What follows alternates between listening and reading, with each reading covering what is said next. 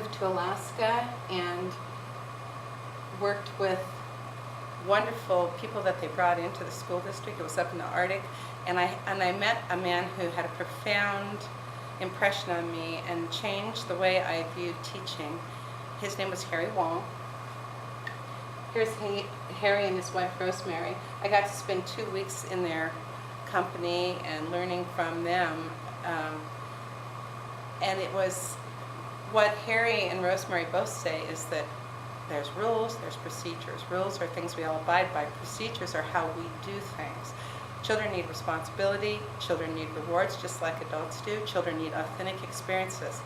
And the way you set up your classroom, the very first day of school, is what matters throughout the year.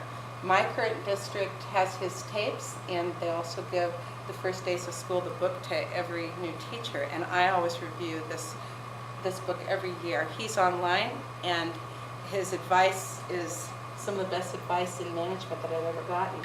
Another Harry that I worked with in Alaska back in the 80s was Harry Hahn. He was a creative writing teacher, and he's the first person who ever taught me to learn how to make books with fabric covers, and that's something that I've done throughout the years. It gives children an authentic reason to write, and a beautiful creative piece, a gift that they can give to someone, and it's very motivating. More hands-on stuff. Early technology that I used, GIS operating system with an old PC computer that was in an AV closet. The teachers that I taught with were motivated to write grants. We got new technology. We got Apple IIe's, and that was back in the early 90s. I moved back to Alaska in 1996. I worked in a middle school that was in the 99th percentile for technology in the classrooms. We had computer labs, we had technology labs, and I had access as an art, music, and drama teacher to all kinds of technology. But one of the things I used the most was a VHS camera. We taped our lessons, we taped our plays, we taped our music pieces, and kids got to analyze their work and retape it, do it again, and it was really active learning on a very high level.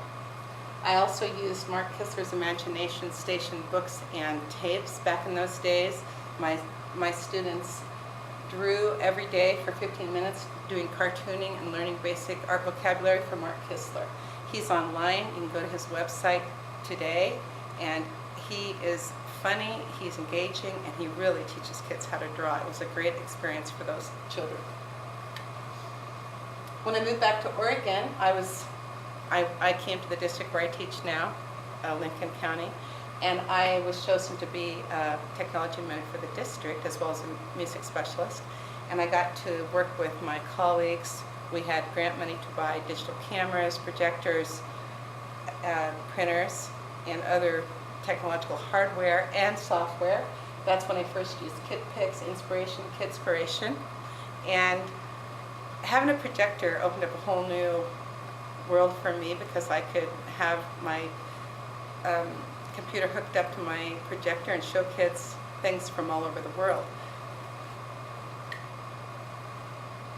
When I went back into the classroom, after my job got cut to half-time, the music job, I taught third grade with someone, and this is another piece of just my practices. I believe children should be authentically rewarded. My third grade partner and I started a system of money. We worked with the local banks. We had money bags. We had field trips. This is in the vault at Wells Fargo.